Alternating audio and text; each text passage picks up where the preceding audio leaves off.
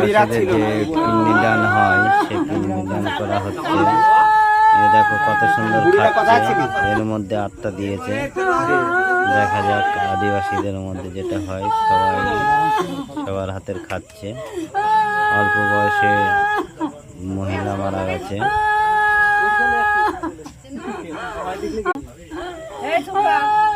সবাই দেখছে এদেরকে, সব এখানে খাওয়া দাওয়া হচ্ছে।